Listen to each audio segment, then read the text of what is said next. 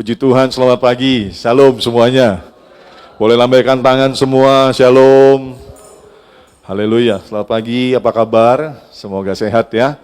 Puji Tuhan, saya bisa kembali berbagi firman dengan saudara, menyampaikan apa yang menjadi pesan Tuhan, yang Tuhan ingin kita dengar dalam perjalanan kita mengikut Tuhan. Nah, kita masuk minggu ketiga di bulan Maret ini, saudara, minggu kedua. Jadi bulan ketiga, di minggu kedua, tema besar dari bulan ini adalah pemain, bukan penonton. Sama-sama bilang pemain, bukan penonton.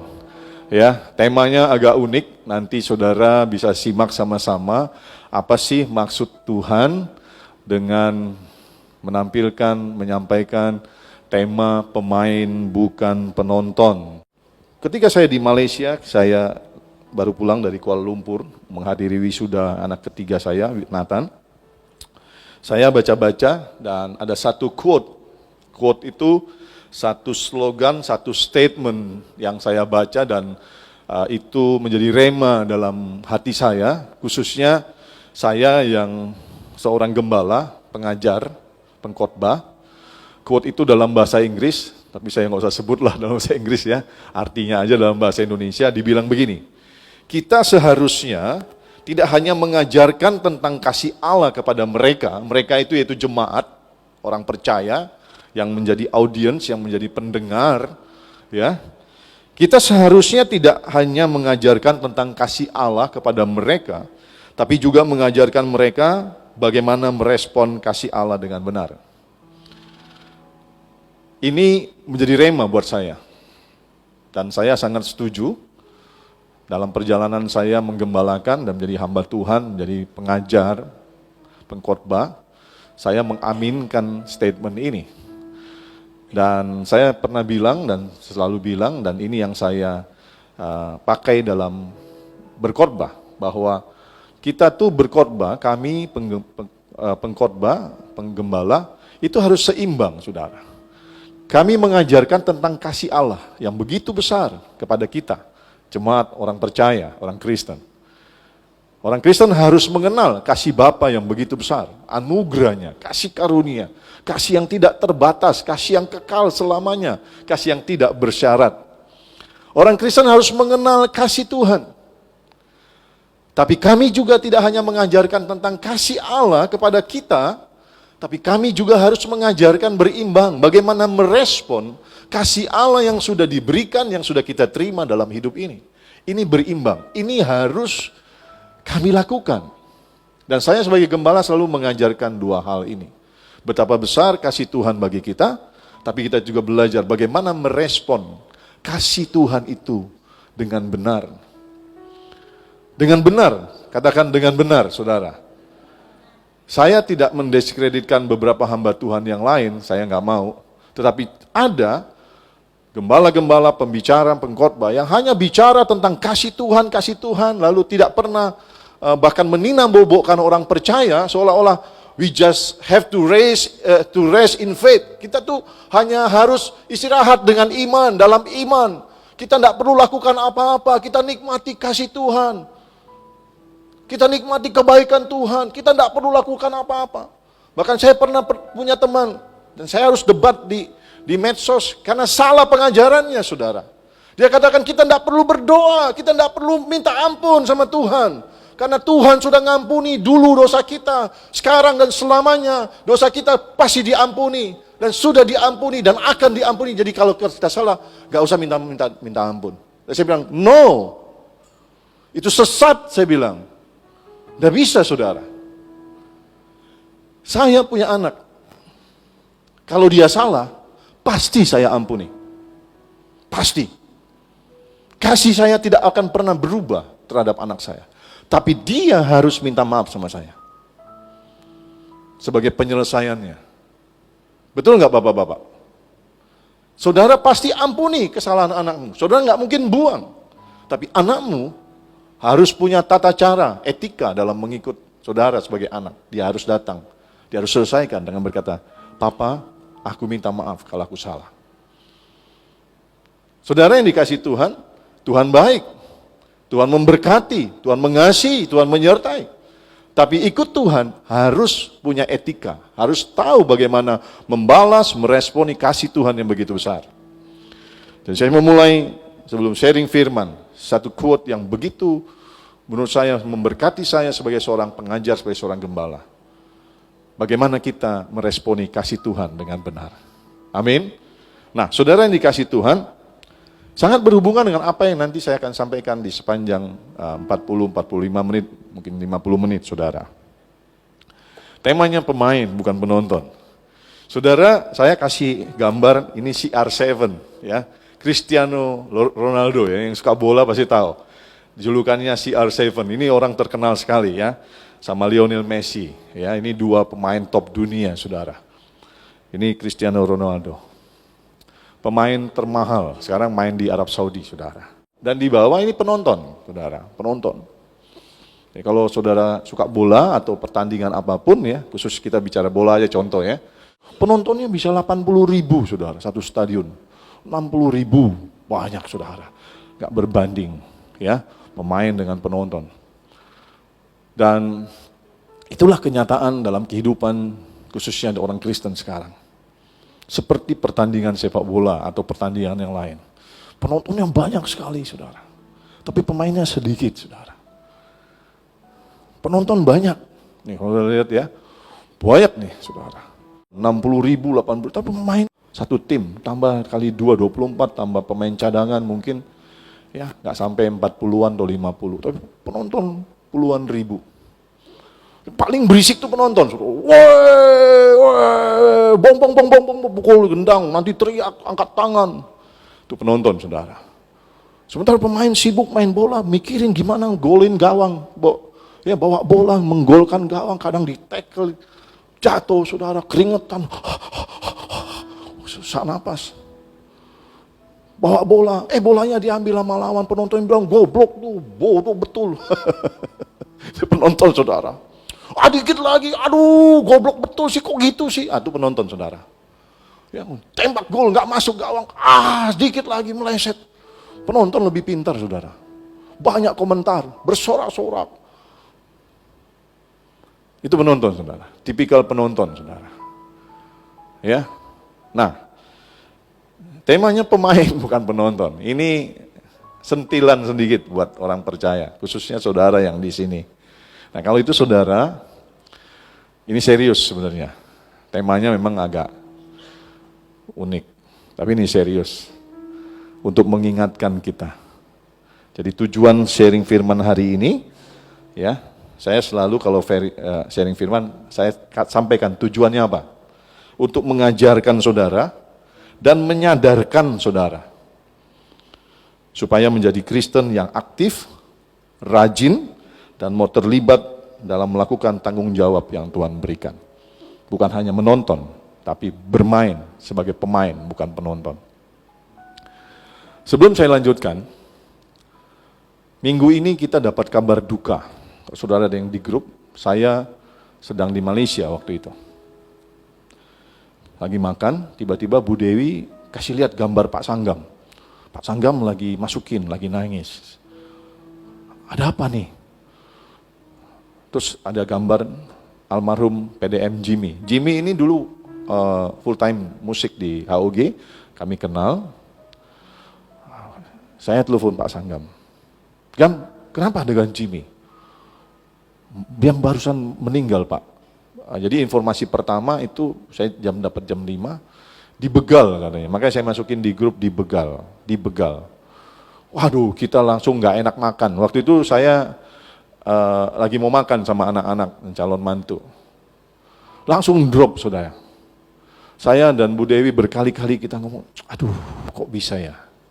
Kok nggak pernah nyangka dibegal. Ternyata bukan dibegal, dia dibunuh oleh satu orang yang katanya penjaga malam ya, minta gaji nggak dikasih atau dia udah bebasin lahan. Pokoknya dia nuntut uang lah ke perusahaan, nggak ketemu orangnya yang dicari. Almarhum yang ketemu di situ ditebas pakai parang, mati saudara, meninggal. Kami sangat berduka, saya kenal beliau dan saya terpukul sekali, sedih sekali. Saya kenal beliau seorang hamba Tuhan, dia baru rintis gereja saudara, dia marketing di perumahan itu. Dulu dia full time, dia stop, lalu dia bekerja sambil melayani, dia buka gereja GTDI, saudara. Jemaatnya mulai bertumbuh. Di tengah-tengah kesibukan dia melayani Tuhan. Tapi akhirnya dia meninggal karena dibunuh. Singkat cerita begini, saudara. Saya mau bilang sama saudara. Saudara dan saya yang masih hidup ini, kita tidak pernah tahu kapan kita meninggal. Tidak pernah tahu.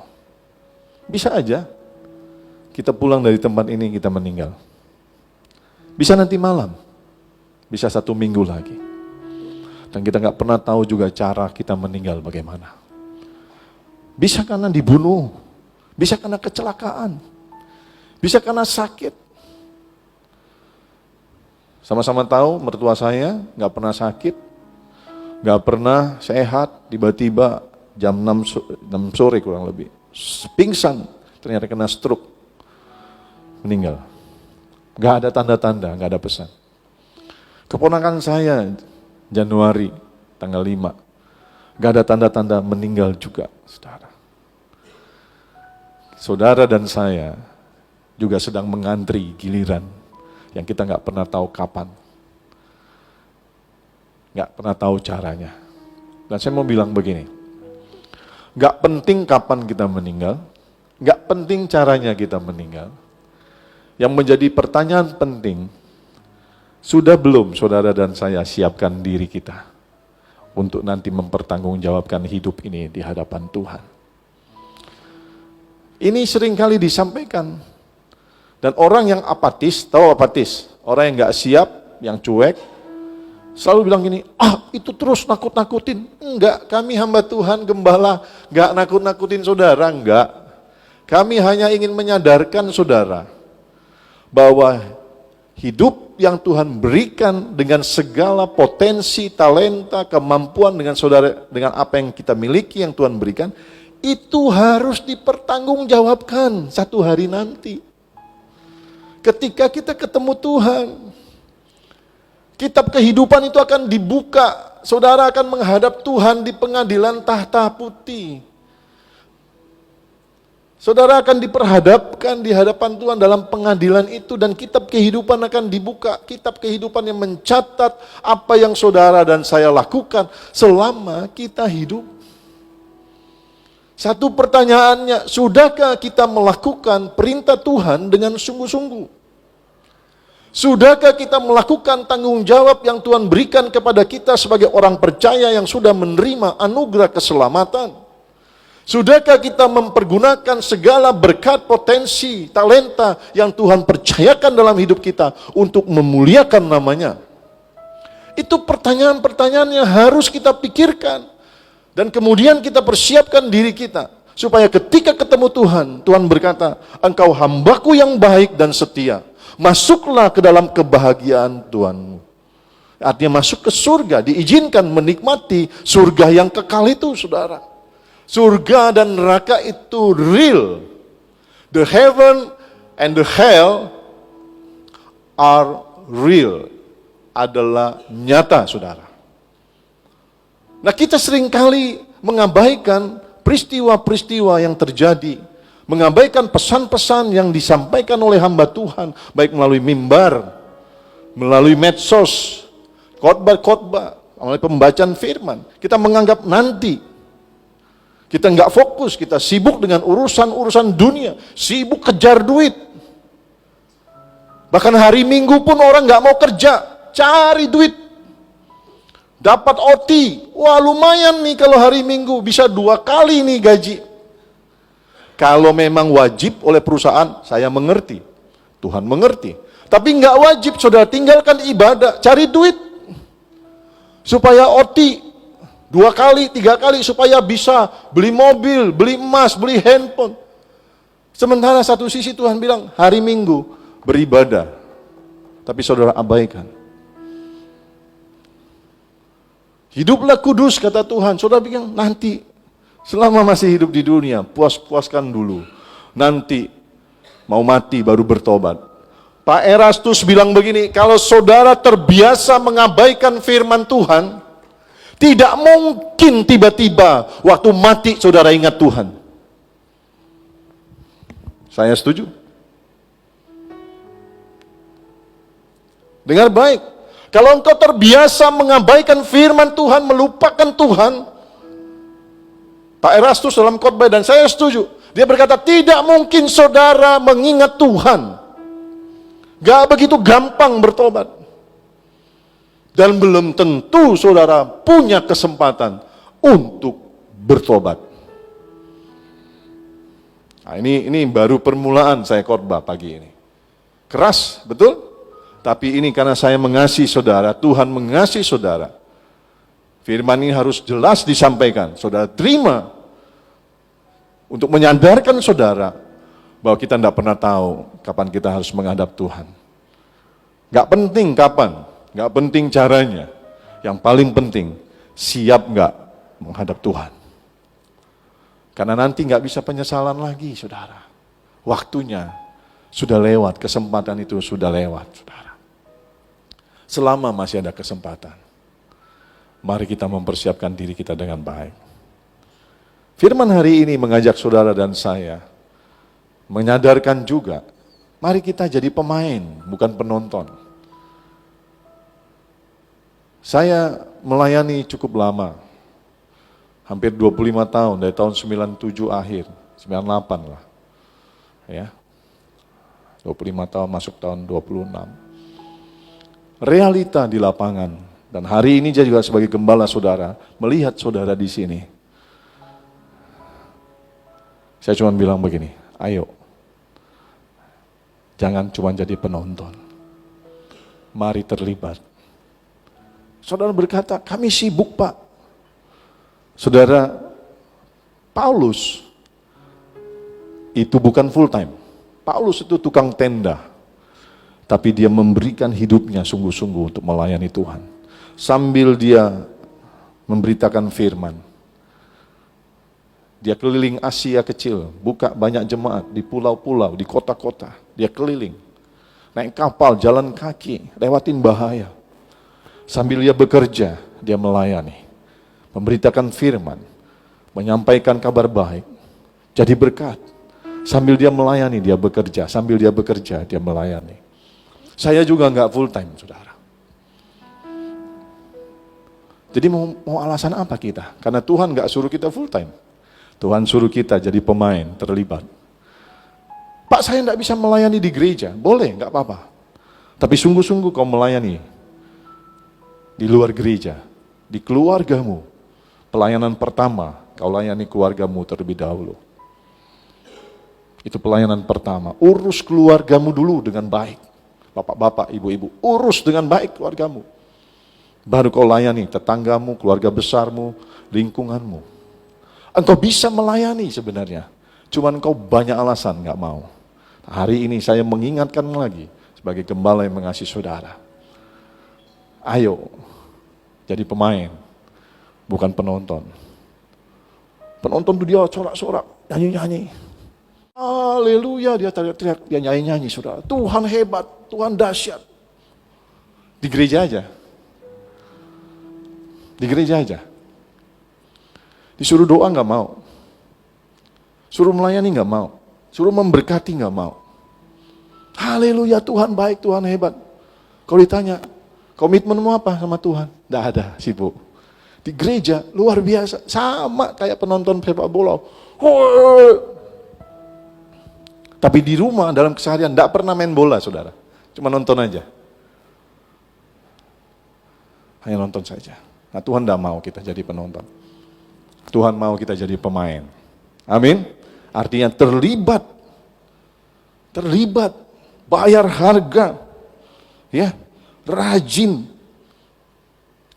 mau mengambil bagian dalam melayani Tuhan, melayani sesama. Nah, saudara yang dikasih Tuhan, mari kita lihat selanjutnya. Yuk kita belajar firman Tuhan yang mendasari apa yang kita pelajari hari ini, ya, sama-sama ya. Kalau saudara lihat di sini ada warna dan garis bawah, itu tanda hal-hal penting. 1 Timotius pasal 6 ayat 12. Ayo baca sama-sama, 2-3. Bertandinglah dalam pertandingan iman yang benar dan rebutlah hidup yang kekal. Untuk itulah engkau telah dipanggil dan telah engkau ikrarkan ikrar yang benar di depan banyak saksi. Wah, ini keren ayat ini. Saya akan kupas ajak saudara. Yuk perhatikan. Firman Tuhan berkata kepada kita semua, bertandinglah. Ini perintah. Bertandinglah, kata Tuhan. Dalam apa? Dalam pertandingan iman. Tapi ada kata yang benar, bukan yang salah. Artinya ikutlah dalam pertandingan itu dengan cara yang benar. Bukan cara yang salah. Cara yang benar itu seturut daripada firman Tuhan. Bukan ikut Tuhan, ikut pertandingan, ikut Tuhan, suka-suka kita. Tidak bisa. Orang ikut sepak bola itu dalam pertandingan ada rule. Rule itu aturan main. Kalau main bola itu nggak boleh offside. Tahu offside? Kita nggak boleh, kalau kita mau nyerang ke sana, ini gawang, ini pemain lawan, kita nggak boleh lewat garis ini, gitu loh. Kalau begitu kita lewat, hakim garis bilang, prit, offside. Kita nyolong tempat, saudara, lewat garisnya, lewat batasnya. Nggak boleh kena tangan, handsball, pelanggaran, saudara. Tendangan bebas. Yang suka nonton bola pasti tahu. Amin. Tackle boleh, tapi nggak boleh, ada caranya, saudara. Jadi harus ikut dengan cara yang benar. Tuhan bilang bertandinglah dalam pertandingan iman yang benar. Nah, kemudian yang kedua, rebutlah hidup yang kekal, kata Tuhan. Nah, saudara, jadi kita disuruh bertanding dengan mengikuti rule-nya Tuhan, dan tujuan untuk bertanding ini apa? Untuk merebut hidup yang kekal. Hidup yang kekal. Tuhan sudah berikan keselamatan itu. Melalui kematiannya di kayu salib, dia menganugerahkan keselamatan buat kita. Apakah kita sudah masuk surga? Belum. Kita masih tinggal di dunia. Perjalanan kita masih panjang, saudara. Kita harus ikut dalam pertandingan ini untuk mendapatkan kekekalan itu. Inilah pertandingan kita dalam hidup ini. Menghadapi cobaan, menghadapi tantangan, menghadapi godaan dari luar, dari dalam. Kedagingan kita dan sebagainya. Menghadapi masalah. Yang semuanya bisa bikin kita jatuh jauh, lari, hilang dari Tuhan. Karena itu Tuhan bilang bertandinglah dengan benar, seturut firman. Supaya kita bisa masuk kepada kekekalan itu. Itulah dikatakan rebutlah hidup yang kekal, saudara. Kemudian dikatakan begini, ini Tuhan mengingatkan kita. Untuk itulah engkau, saudara dan saya dipanggil. Engkau ada di dunia ini untuk menyembah Tuhan. Engkau ada di dunia ini diciptakan Tuhan, ada di dunia ini untuk memuliakan Tuhan. Untuk menyenangkan hati Tuhan, untuk menjadi kekasih-kekasih Tuhan. Untuk itulah saudara dan saya dipanggil. Dan kemudian diingatkan lagi, dan telah engkau ikrarkan, ikrar yang benar di depan banyak saksi. Ketika kita berkata, aku percaya Yesus adalah Tuhan dan Juru Selamatku. Dan aku memberikan diriku dibaptis, itu statement saudara, itu ikrar saudara, itu proklaim saudara, proklamasi saudara, pernyataan saudara, di hadapan banyak orang, di hadapan langit dan bumi, di hadapan iblis, malaikat, di hadapan Tuhan dan semua jemaat. Kalau kita adalah pengikut Kristus, kita percaya Dia adalah Tuhan dan Juru Selamat, dan kita mengaku Dia adalah Tuhan, Kurios, penguasa tunggal hidup kita, sehingga kita harus menjalankan, membuktikan statement iman kita yang kita katakan diikrarkan, ikrar yang benar di hadapan banyak orang. Ayat ini banyak sekali artinya. Saya tidak sedang menyindir-nyindir saudara, enggak. Saya sedang membukakan realita kehidupan orang Kristen termasuk saudara di tempat ini. Ada begitu banyak orang yang mengaku Yesus adalah Tuhan dan Juru Selamatnya. Mengaku dia Kristen, KTP-nya Kristen, dia ke gereja. Tapi dalam kehidupan sehari-hari, Tuhan hanya menguasai mungkin 50%, hanya menguasai 70%, hanya menguasai 80%, 90%, bukan 100% dari kehidupannya. Ada orang yang berikan 90% seluruh hidupnya buat Tuhan, tapi 10% Tuhan jangan ganggu ya. Terutama soal keuangan. Tuhan jangan ganggu, ini uangku. Aku kerja keras untuk ini. Aku keringat bercucuran darah. Jangan Tuhan ganggu. Yang lain dia kasih sama Tuhan. Tapi yang ini Tuhan jangan ganggu. Karena musuh Tuhan yang utama hari ini. Bukan yang lain. Mamon, saudara. Saudara, Tuhan tidak mau. Kalau kita berkata, ikrarkan nih, ikrar iman kita, ikrar yang benar pada awalnya. Aku percaya Yesus Tuhan dan Juru Selamatku. Dia adalah Tuhan penguasa tunggal hidupku, Kurios. Berarti kita harus betul-betul submit, tunduk sama Tuhan, taat sama Tuhan, mengutamakan Tuhan. Sebab firman-Nya mengingatkan kita, hidupmu bukannya kamu lagi, tapi Kristus yang ada di dalam kamu. Seharusnya fokus hidup kita, bagaimana kita memuliakan, menyenangkan hati Tuhan, mentaati perintah-Nya. Dan dengan percaya, kalau aku lakukan firman Tuhan, aku utamakan Tuhan, Tuhan akan pelihara hidupku. Seperti janjinya, Matius 6 ayat 33, tetapi carilah dahulu kerajaan Allah dan kebenarannya, maka semua ditambahkan. Tapi kan realitanya tidak begitu. Coba saudara refleksi aja hidup saudara, bagaimana ikut Tuhan. Sudah betul belum kita ini? Banyak hal yang saya akan buka hari ini. Buka hati saudara dengan rendah hati untuk ditegur, diingatkan sama Tuhan. Amin. Saya buka terjemahan bahasa Inggris sehari-hari. Ditulis begini. Saudara lihat ya. Sama ayatnya. ERV tulis begini. We have to fight to keep our faith. We have to fight, artinya kita nih harus berkelahi. Fight itu artinya berkelahi, saudara. Tapi saya nggak artikan berkelahi, artinya begini. Kita harus berjuang. We have to fight to keep our faith. Kita harus berjuang untuk mempertahankan iman kita. To keep our faith. Try as hard as you can. Berusahalah sekuat semampu. Ya, try as hard as you can. Berusahalah sekuat tenagamu, semampumu to win that fight, untuk memenangkan pertandingan itu, untuk memenangkan perjuangan itu, peperangan itu, saudara. Karena hidup ini selain pertandingan juga disebut adalah perjuangan. Adalah peperangan, karena setiap hari kita berjuang.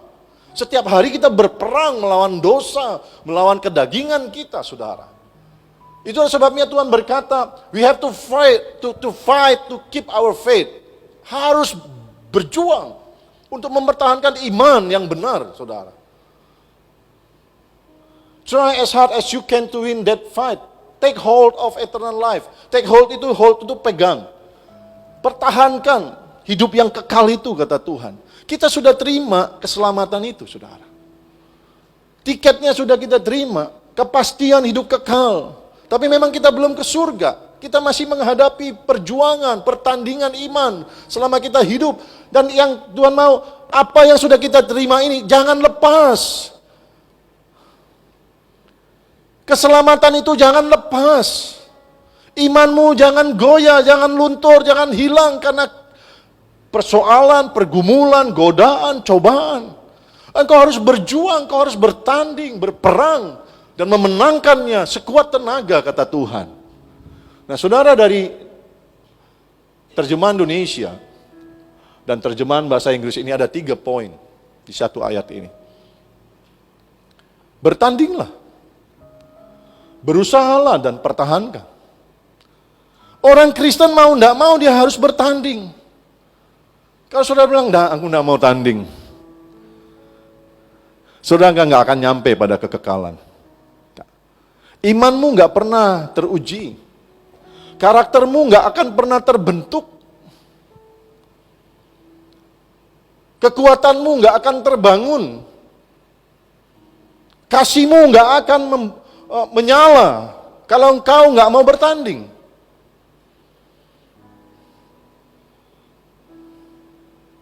Saudara yang dikasih Tuhan, ada banyak penonton yang bisa nonton 2 jam pertandingan sepak bola. 2 kali 45 tambah perpanjangan waktu 2 kali 15. Euforia, wah, hore, hebat. Tapi mereka nggak pernah latihan, nggak pernah terlibat main. Coba suruh main 2 jam. 15 menit keliling lapangan, kau pingsan. Kenapa? Karena nggak pernah main. Orang Kristen yang cuma jadi penonton ya kayak gitu. Imannya nggak pernah teruji, nggak pernah menjadi lebih teguh, kuat. Kasihnya nggak pernah menyala, karakternya nggak pernah terbentuk. Dan Tuhan nggak mau Kristen yang begini. Tuhan mau Kristen yang mau terlibat di dalam pertandingan, di dalam pelayanan, di dalam melakukan kehendak Tuhan, dalam tanggung jawab, supaya karakternya dibentuk. Karena melalui proses inilah karakter kita dibentuk, iman kita dikuatkan, kasih kita menyala-nyala, saudara. Semangat kita terbangun. Sehingga waktu kita ketemu Tuhan, Tuhan bilang, kamu ini Kristen sejati, Kristen berkualitas, yang sudah teruji melalui banyak proses. Kamu bukan Kristen euforia. Tahu Kristen euforia? Kristen euforia itu, maaf, saya harus ngomong ini. Saya pernah ngomong ini di gereja saya yang lama. Tanya Bu Dewi. Saya tegur. Saya bilang, kita ini jangan jadi Kristen euforia. Mungkin saudara tanya, apa maksud euforia? Kristen euforia itu begini loh, saudara. Waduh, Tuhan tuh hebat, dahsyat, Tuhan baik, luar biasa. Yaso cinciaho. Wah, itu bahasa Hokiannya, saudara. Lalu saya bilang gini, ayo melayani. Enggak bisa. Enggak ada waktu, sibuk. Ini yang euforia. Enggak ada gunanya, saudara. Tuhan enggak mau. iman kita itu nggak cuma di mulut, buktikan. Jangan, wah Yesus hebat, kalau nyanyi, wah jongki-ajing gerak. Tuhanku dahsyat, Tuhanku baik. Ada lagu lagi, aku mengasihi engkau. Tadi lagunya, kalau ku hidup bagimu, hatiku tetap menyembahmu. Dunia tak bisa menjauhkanku dari kasihmu. Tapi karena overtime aja, ibadah ditinggalkan. Yang Kristen kayak gini, saya mau bilang nih Kristen kaleng-kaleng, Kristen euforia ini. Nyanyi aja yang hebat, buktinya ndak ada, nonsense, nol besar. Tuhan ndak mau. Maaf kalau saudara tersinggung. Saya harus bilang ini dengan kasih. Kecuali saudara memang harus kerja. Kecuali saudara harus tinggalkan ibadah karena sakit atau apa. Itu baru soal kerja, belum yang lain. Saudara yang dikasih Tuhan, ayo bertanding, berusaha dengan sekuat tenaga, dan pertahankan apa yang sudah kita capai sampai hari ini. Apa yang Tuhan sudah berikan. Nah, Filipi 2, saudara yang dikasih Tuhan, saudara, Filipi 2 ayat 12, mari baca. Hai saudara-saudaraku yang kekasih, kamu senantiasa taat, karena itu tetaplah kerjakan keselamatanmu. Dengan apa? Dengan takut dan gentar. Bukan saja seperti waktu aku masih hadir, kata Paulus kepada jemaat di Filipi, tetapi terlebih pula sekarang waktu aku tidak hadir. Nah, ini satu perintah yang Tuhan berikan kepada saudara dan saya, sama kepada perintah yang Tuhan berikan kepada jemaat di Filipi melalui Rasul Paulus. Yang sudah menerima Yesus sebagai Tuhan dan Juru Selamat, yang sudah mengikrarkan imannya di hadapan banyak orang, di hadapan surga dan dunia, di hadapan Tuhan. Perintah yang sama kita terima hari ini. Mari kita tetap kerjakan keselamatan kita dengan takut dan gentar. Nah, hari-hari ini berapa banyak orang Kristen yang nggak takut Tuhan?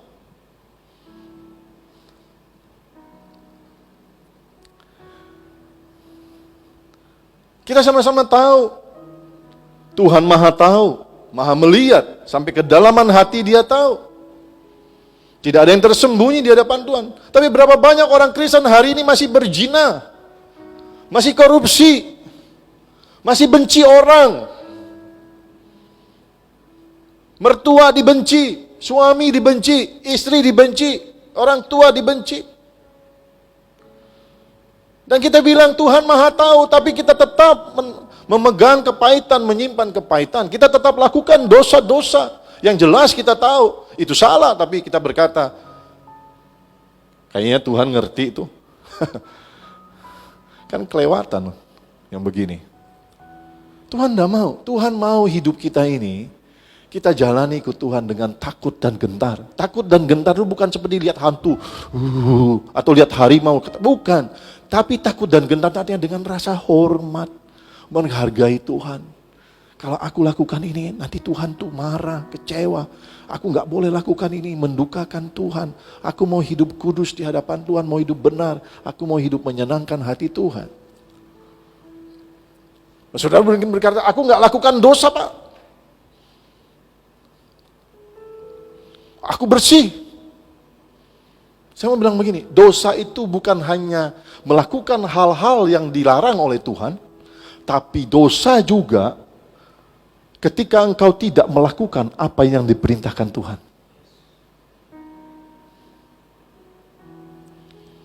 Saya ulang ya. Dosa tidak hanya melakukan hal-hal yang dilarang Tuhan, tapi dosa juga adalah tidak melakukan hal-hal yang diperintahkan Tuhan untuk kita lakukan. Ketika engkau tidak taat, ketika Tuhan suruh melayani, jadi berkat, ketika Tuhan suruh engkau pergi menjadi terang, menjadi saksi Tuhan, melaksanakan amanat agung, saudara berkata, gak ada waktu Tuhan, sibuk Tuhan. Itu dosa.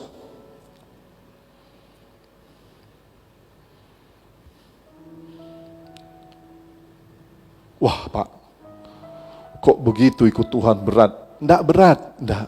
Tuhan janji, kalau engkau mau, aku akan memberikan Roh Kudusku untuk mengajar, mengingatkan, menghibur, menolong, dan memampukan. Tidak ada yang susah. Yang ada saudara malas, auban, keras hati, tidak mau melakukannya. Dan kalau itu saudara, ayo berubah. Berubah. Ubah cara kita ikut Tuhan. Amin. Amin. Ya, ubah cara hidup kita.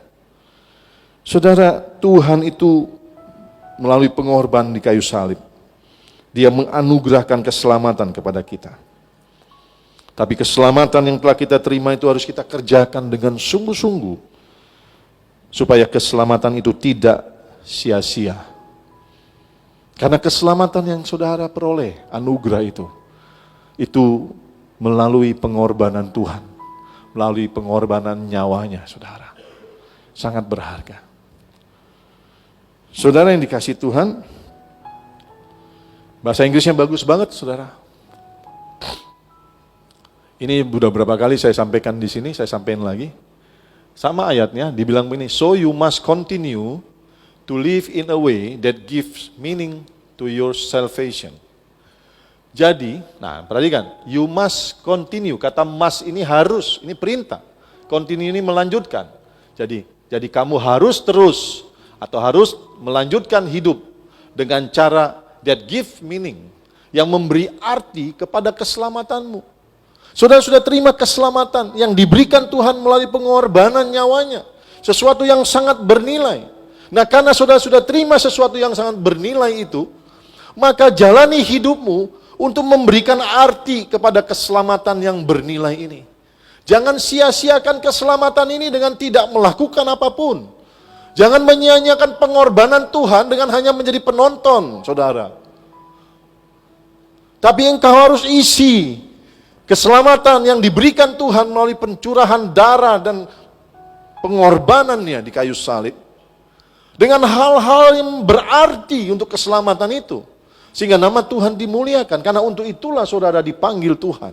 Untuk itulah saudara diselamatkan Tuhan. Untuk itulah saudara diberkati Tuhan. Untuk dipakai Tuhan memuliakan namanya. Jadi kita Kristen ini gak cuma bilang, wah enak ya terima berkat.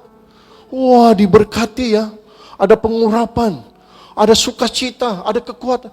Yes itu benar, tapi itu setengah benar kalau saudara tidak mengisinya dengan hal-hal yang memuliakan Tuhan.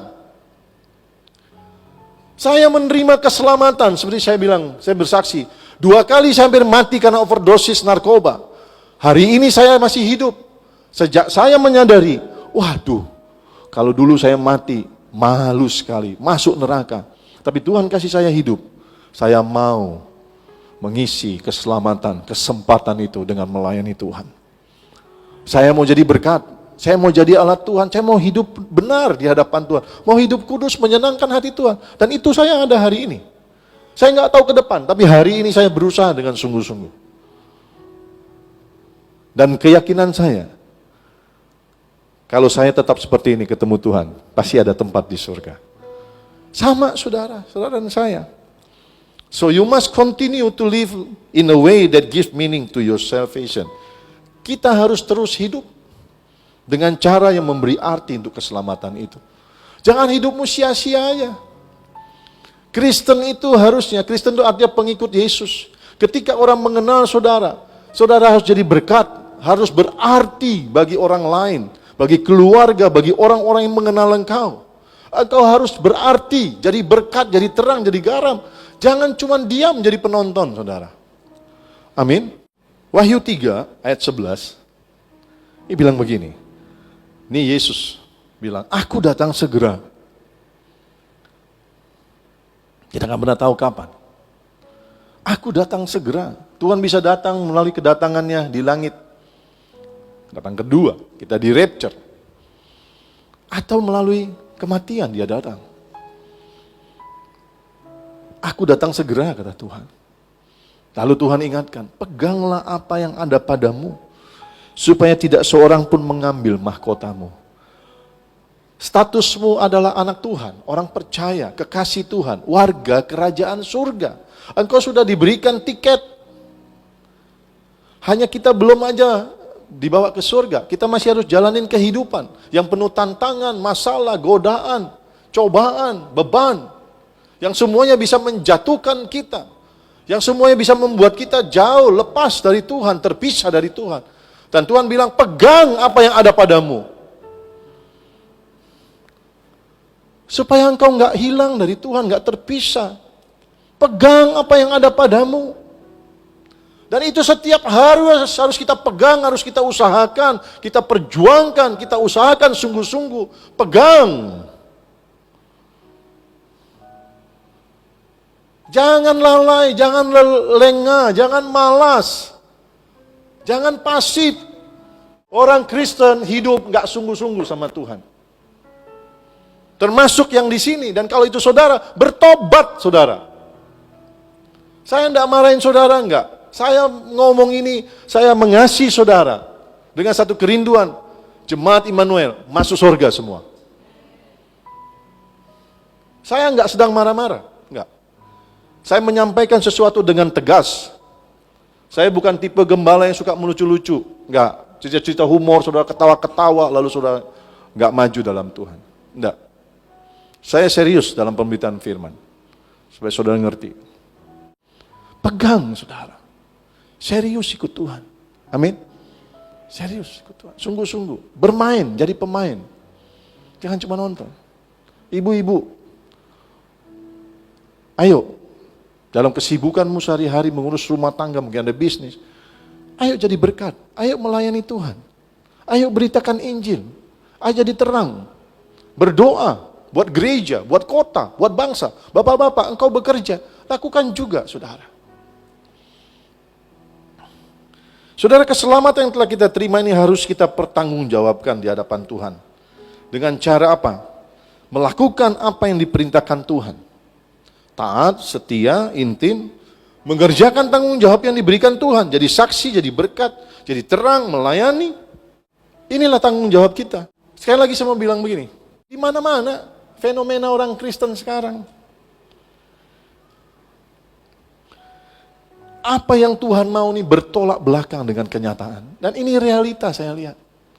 Bertolak dengan kenyataan bahwa kehidupan orang Kristen sekarang banyak yang tidak sungguh-sungguh sama Tuhan. Kebanyakan Kristen sekarang ini, dan itu mungkin saudara juga, hanya jadi penonton. Tidak mau terlibat, tidak mau bayar harga, tidak mau berjuang, tidak mau berjerih lelah. Maunya terima berkat saja. Maunya enak saja. Mau yang gampang saja. Hanya mikirin diri sendiri, yang lain lah. Mikirin diri sendiri, alasan gini, mikirin diri sendiri aja susah Pak, udah banyak pergumulan. Apalagi mikirin keluarga, mau mikirin orang lain. Saya mau bilang begini, kalau konsep saudara begitu, engkau akan terus berputar-putar dalam masalahmu. Tapi kalau engkau mulai belajar melakukan kehendak Tuhan, mikirin orang lain juga, maka Tuhan yang akan selesaikan persoalan hidupmu. Maka Tuhan akan pulihkan keluargamu ketika engkau melakukan kehendak Tuhan. Tapi kalau engkau tidak mau lakukan, engkau berjalan sendiri. Dan dengan kekuatanmu, engkau nggak mungkin sanggup. Pasti babak belur. Pasti babak belur. Tapi ketika engkau mendahulukan perintah Tuhan, ketika engkau menunjukkan kesungguhanmu melakukan tanggung jawab, maka hidupmu dipelihara Tuhan. Saya ada sampai hari ini. Saya terus melayani Tuhan. Karena selama saya melayani Tuhan, sama kita. Pergumulan, beban, tantangan, masalah, sama kita. Tapi Tuhan pelihara hidup saya. Ini yang bisa saya kasih saksian buat saudara. Makanya saya bilang begini, saya dan Bu Dewi, kami mau dahuluin Tuhan deh. Ketika kita mendahulukan Tuhan, maka kita juga akan didahulukan Tuhan. Tepuk tangan buat Tuhan. Ketika kita memprioritaskan Tuhan, maka Tuhan akan memprioritaskan kita. Amin. Saudara yang dikasih Tuhan, mari jadi pemain. Mari terlibat. Mari mau bayar harga. Mari mau pikirin yang lain. Gak egois. Saya ajak saudara, sekali lagi. Kalau ada yang posting di grup, tolong doakan ini, ayo kita doakan. Mari saudara, balaslah. Semoga lekas sembuh. Itu sepertinya cuma formalitas, tapi nggak apa-apa. Semoga lekas sembuh. Sejak waktu saudara mengetik, hati saudara sedang mendoakan kalau kalian saudara sibuk. Atau kalau bisa saudara sedang ngapain. Oh, minta didoakan. Ya taruh saudara. Tuhan, aku berdoa untuk sahabat gerejaku. Berdoa untuk bapak ini, ibu ini yang sedang sakit. Mari Tuhan jamah, sembuhkan dia. Jamah dengan kuasa-Mu dalam nama Yesus. Amin. Gak sampai 2 menit, engkau sedang melayani melalui doamu. Nah ini, ketika diposting, cuman lihat, gak mau balas, doa pun enggak. Yang begini, capek deh. Mari saudara, tunjukkan kepedulian kita. Melayani Tuhan dan sesama. Amin. Ketika ada yang butuh bantuan, mari menabur. Mari menabur. Saya nggak bisa tabur banyak, Pak. Gaji saya terbatas. Seberapa yang kau mampu? Karena Tuhan tidak lihat jumlahnya. Yang Tuhan lihat hatimu yang mau memberi. Itu yang Tuhan lihat. Bukan jumlah, saudara. Engkau bisa nabur 10.000. Kalau memang itu maksimal, rela, jadi berkat, saudara. Tapi pelit yang minta ampun, ada yang susah gak mau tabur. Bagaimana mau diberkati? Firman Tuhan bilang begini, siapa yang menabur banyak, dia menuai banyak juga. Korintus, saudara. Saudara yang dikasih Tuhan, mari kita lanjut ya. Saudara, kita harus mengubah konsep hidup kita. Katakan mengubah konsep yang salah dalam mengikut Tuhan. Ya. Ini yang benar. Yang salah itu seperti saya bilang tadi, egois, gak mau bayar harga, mau enak, gak mau susah, gak mau mikirin orang lain, gak Tuhan-Tuhanan, tapi mau masuk surga. Gak mungkin, saudara. Nih perhatiin ngomong saya nih, tidak mungkin. Anugerah Tuhan tidak mungkin memberikan saudara tempat di surga kalau saudara tidak melakukan apa yang Tuhan perintahkan. Tidak mungkin. Kalau pengajaran lain bilang mungkin, saudara mungkin harus pindah gereja. Tapi saya bilang itu salah. Keselamatan yang Tuhan berikan harus dipertanggungjawabkan dengan ketaatan melakukan perintahnya. Tidak ada orang malas, orang cuek, orang yang egois ada di surga. Tidak ada, saudara. Nah kalau itu saudara berubah, kita harus mengubah konsep yang salah dalam mengikut Tuhan. Agar nanti tidak ditolak Tuhan. Matius 7, 21, 23. Sering kita baca. Tuhan berkata, bukan semua orang yang berseru kepadaku, Tuhan, Tuhan, akan masuk dalam kerajaan sorga. Pada hari terakhir nanti ada orang yang berkata, kami sudah lakukan ini, lakukan itu. Kami sudah bernubuat berini. Lalu Tuhan berkata, aku tidak mengenal kamu. Enyahlah kamu semua, kalian pembuat kejahatan. Ayat 21 Tuhan bilang, tidak semua yang berseru-seru kepadaku Tuhan, Tuhan masuk kerajaan surga, melainkan mereka yang melakukan kehendak Bapakku. Ada banyak orang Kristen berkata, Tuhan kau ajaib, dahsyat, bla bla bla bla bla bla. Tapi Tuhan kan tahu isi hati kita. Jangan sampai kita di hari terakhir ditolak sama Tuhan. Tuhan bilang, nyah, aku tidak mengenal kamu. Makanya tuh saudara bangun hubungan sama Tuhan yang intim, saudara. Berteman, bersahabat sama Tuhan, karena kita ini anaknya. Sehingga Tuhan kenal kita, Tuhan tahu hati kita, saudara. Saya ajak doa, enggak semua respon. Cuman 17, 18, mana yang lain?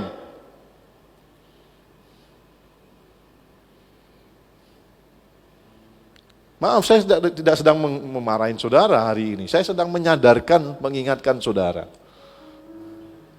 Ayo, jadi pemain, bukan penonton, saudara. Amin. Coba lihat kiri kanan, ayo jadi pemain, bilang, bukan penonton. Ya. Saudara, sedikit lagi. Lukas pasal 9 ayat 23. Yuk kita baca sama-sama. Katanya kepada mereka semua, pada murid-murid dan orang banyak, Yesus, ayat 23. Setiap orang yang mau mengikut aku, ia harus menyangkal dirinya, memikul salibnya setiap hari dan mengikut aku. Kalau mau ikut Tuhan, ini perintah. Kita harus menyangkal diri, memikul salib setiap hari. Kadang-kadang kita bilang gini, capek ya. Habis kerja, males. Tapi kita sangkal diri kita. Enggak, Pak Ferry aja doa unity. Ya doa, 30 menit aja. Senenglah ikut doa. Memberkati kota, memberkati bangsa, memberkati teman-teman yang sakit, yang butuh didoakan. Menyangkal diri, saudara. Pikul salib, ambil beban pelayanan, masih banyak harus ditolong. Setiap hari. Yang mau ikut Tuhan. Tapi kalau saudara nggak sanggup, nggak mau, Tuhan bilang kau nggak layak ikut aku. Nggak layak. Nah, sekali lagi. Kalau saudara cuma mau enak-enak jadi orang Kristen, salah saudara. Salah pilih Tuhan. Salah pilih agama. Saudara cari agama yang bisa gini loh, bayar berapa dapat pahala. Kekristenan enggak. Kristen bicara hati yang mengasihi Tuhan. Bayar harga saudara. To receive Jesus cost you nothing. Terima Yesus, terima keselamatan, enggak bayar. But to follow Jesus, it costs you everything. Untuk ikut Tuhan, bayar harga. Susah? Enggak. Sukacita. Saya melayani udah 25 tahun. Sampai hari ini sukacita. Ada kesel-keselnya, ada gemesnya. Enggak apa-apa.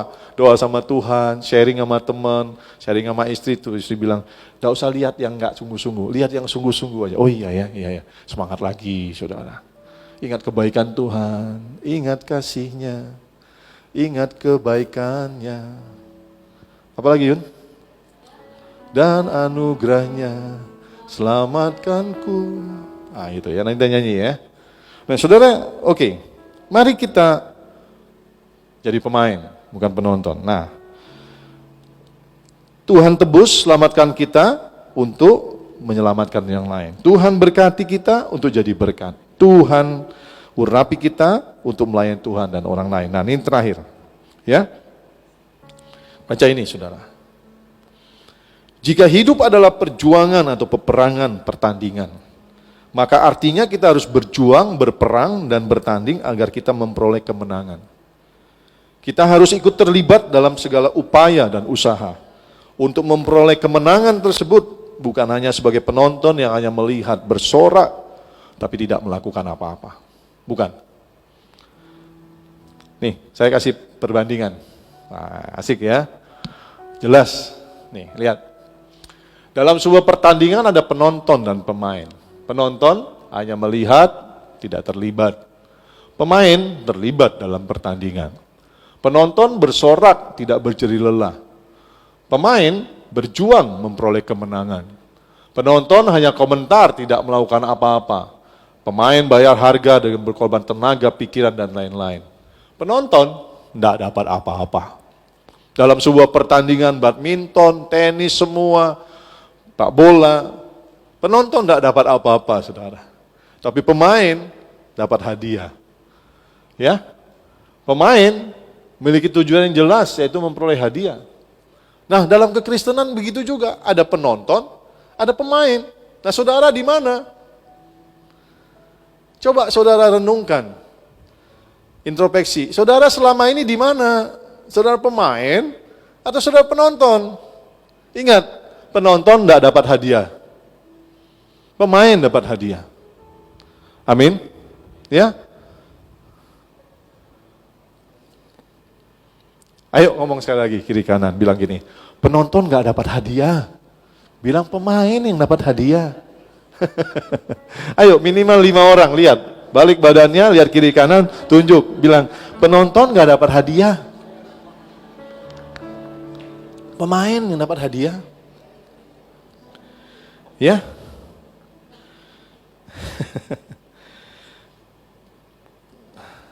Oke, terakhir ya. Saya memang panjang, karena memang saya ingin saudara jelas. Di tempat lain saya 40 menit aja, tapi karena ini gereja sendiri, saya ingin saudara jelas. Kalau masak nasi goreng tuh spesial komplit pakai telur. Ada sosisnya, ada dagingnya, sehingga saudara bisa jelas. Saya suka tanya pulang, Mi jelas nggak? Lalu bisa saya bilang gini, tapi kalau nggak jelas juga, itu berarti jemaatnya ndablek, nggak konsen, ngantuk, ataupun nggak fokus. Nah saudara lihat, Paulus itu menjadi teladan buat kita. Rasul Paulus. Selain Yesus, ada Daud, ada Paulus. Dalam pelayanan, Paulus itu salah satu menjadi teladan. Dia nggak full time, dia tukang tenda. Dia dari orang yang jahat sekali, nggak percaya Tuhan, penganiaya jemaat, Saulus namanya. Tapi waktu ketemu Tuhan, hidupnya berubah. Alkitab menceritakan, waktu dia ketemu Tuhan, buta matanya, lalu dia nginep di satu tempat, yang Tuhan perintahkan untuk dia ketemu, lalu sejak itu dia belajar firman dan dia melayani. Langsung berubah drastis pertemuan dia dengan Tuhan. Saudara berapa tahun jadi Kristen? Berapa puluh tahun jadi Kristen? Hidup saudara berubah enggak?